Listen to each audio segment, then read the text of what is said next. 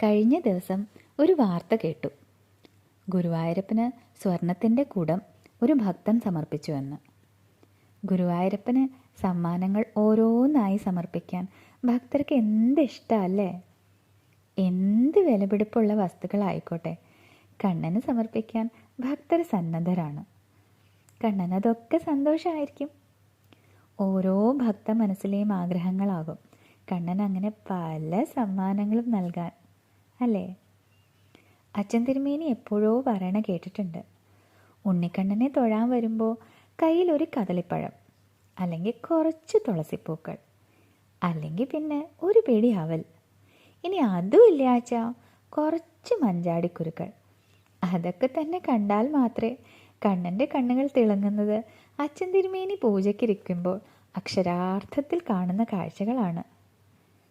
ഇനി അതുമല്ല, വെറും കൈയോടെ കണ്ണനെ ഒരു നോക്ക് കാണണം എന്ന് മാത്രമായി വരുന്ന ഭക്തരുടെ മനസ്സിൽ നിന്ന് ഉയരുന്ന ഒരു കൃഷ്ണനാമമുണ്ട്. അത് കേട്ടാൽ കൃഷ്ണന് തൃപ്തിയാകും. ഒരിക്കൽ ഒരമ്മ ഗുരുവായൂർ അമ്പലത്തിൽ അവരുടെ കുഞ്ഞു മകനെയും കൊണ്ട് തൊഴിക്കാൻ വന്നു. ഗുരുവായൂരപ്പൻ്റെ സന്നിധിയിൽ കൊണ്ട് ചെന്ന് തൊഴിക്കാനുള്ള തിടക്കത്തിൽ ഭഗവാൻ സമർപ്പിക്കാൻ മറ്റൊന്നും കരുതിയില്ല. നടക്കി ചെന്ന് അവരാ കുഞ്ഞു മകൻ്റെ കൈ മുൻപിൽ കൈ കൂപ്പി തൊഴിയിച്ചു. എന്നിട്ട് പറഞ്ഞു, ബാവേ, കണ്ണ് നിറയെ കണ്ടു തൊഴുതോളൂ കേട്ടോ. ഇതാണ് അമ്മ എപ്പോഴും പറയണ സാക്ഷാൽ ഗുരുവായൂരപ്പൻ.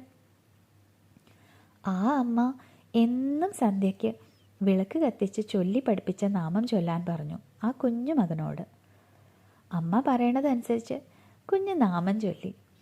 ഹരേ രാമ ഹരേ രാമ രാമ രാമ ഹരേ ഹരേ, ഹരേ കിച്ച ഹരേ കിച്ച കിച്ച കിച്ച ഹരേ ഹരേ. ആ കുഞ്ഞു കൈ രണ്ടും കൂപ്പി കണ്ണടച്ച് ആ കുഞ്ഞു മോൻ ഉറക്കെ പറഞ്ഞു, ഗുലാബ് ജാമി കാത്തേശിക്കുന്നേ. ആ നിമിഷം ഗുരുവായൂരപ്പൻ്റെ മുഖത്ത് ഒരു ചിരി വിടർന്നു.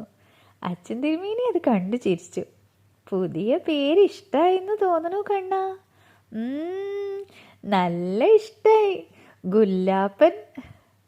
ആ അമ്മയുടെ നിഷ്കളങ്കമായ ഭക്തിയുടെ സ്നിഗ്ധത, ആ കുഞ്ഞു മനസ്സിൻ്റെ നൈർമല്യവും ഏത് വിലപിടിപ്പുള്ള വസ്തുവിനേലും വലുതായിരുന്നു കണ്ണന്. സാക്ഷാൽ വൈകുണ്ഠനാഥനായ ഗുരുവായൂരപ്പന് ഒരു ചെല്ലപ്പേര് ഗുല്ലാപ്പൻ.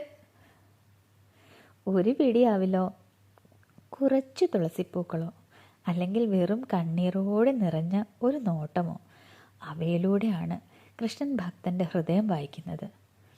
അതിനാലാണ് ഇന്നത്തെ കാലത്ത് നമ്മുടെ കുട്ടികളെ പഠിപ്പിക്കേണ്ടതും ഇത് തന്നെയാണ്.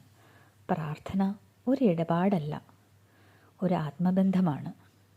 വഴിപാടുകളുടെ അളവിലൂടെയല്ല, ഭക്തിയുടെ ആഴത്തിലൂടെയാണ് ദൈവസന്നിധിയിലേക്കുള്ള വഴി തുറക്കുന്നത്.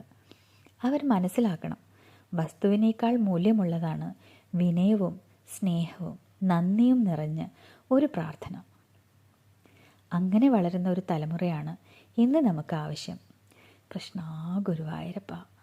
സർവം കൃഷ്ണാർപ്പണമസ്തു.